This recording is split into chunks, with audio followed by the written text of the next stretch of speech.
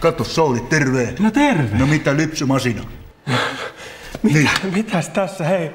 Mä olin Nuuksiossa melomassa, tulin kotiin just, niin mitäs tää nyt on? Siellä on multaa koko kämppä täynnä. Sellaista kuohkeaa multaa siellä täällä, hyvin tasaisesti leviteltynä vai? Niin. Kyllä, ja sellainen kostea tunnelma ja aurinko paistaa ja havailaistyyppiset kitarat soittelee pientä ukulele musiikkia sinne. Näin. Kyllä, ja sieltä pieni vehryt taimi nousee sieltä mullasta. No just joo, että tiedät... Kyllä mä ymmärrän sua, kato, siellä kasvaa seguoja. Mikä? Seguoja. Tiedätkö mikä on seguoja? No Et sä tiedä siitäkään mitään, kato. Seguoja on sellainen afrikkalainen puu. Se kasvaa helvetin korkeaksi. Satana, 150 metriä on vähän mitä se kasvaa, kato. Yli 4 metriä saattaa olla leveyttä. Siihen voi porata, kato, reiä ja ajaa autolla läpi. Okei. Kyllä, me tehdään seguojasta Koposen kanssa sellainen suurin ja kaunein mulkku, mitä löytyy maailmasta. No just se. Koposella on hyvin kaunis mulkku nimittäin. Onko sä huomannut? En. Koposen mulkku on kuin ulpukan kukka.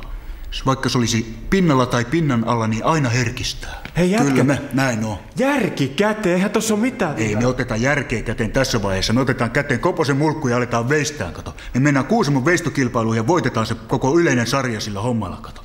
Koposella on niin kaunis mulkku kuin Muhammed Ali. Se nimittäin on kevyt kuin höyhen ja pistää kuin ampiainen. Kyllä näin on. Onko se muuten koskaan Päätaloa lukenut? Enkä meinaa lukea. Siinä tapauksessa sä et tiedä mikä on suoro.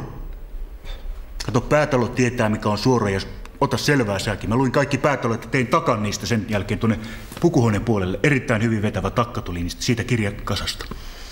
Okei. Mut hei, Niin.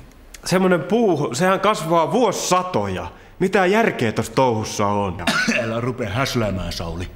Kato, sä taas rupesit häsläämään. Kyllä me tiedetään se, että sehän kasvaa, mutta meillä ei ole mitään muuta kuin aikaa nimittäin. Olisiko sulla lainata 70? Ei oo. Paha, ei ole mullakaan yhtä rahaa. Nimittäin pitäisi ostaa sellaista silikonvelliä. Silikonvelliä. Se on vähän eri kuin silikonkarnikato. Sitä pitää ostaa ja tehdä siitä sellainen muotti siihen Koposen mulkkuun, ettei tarvitse koko ajan jäykkänä pitää. Kato. Kyllä näin on asiat. No niin, pidä tästä kiinni. Tuu talkoisiin sitten. No niin, se on menoksi. No, Anni Lennox. Yes. Hyvä juttu. Se multa pois mun kämpästä.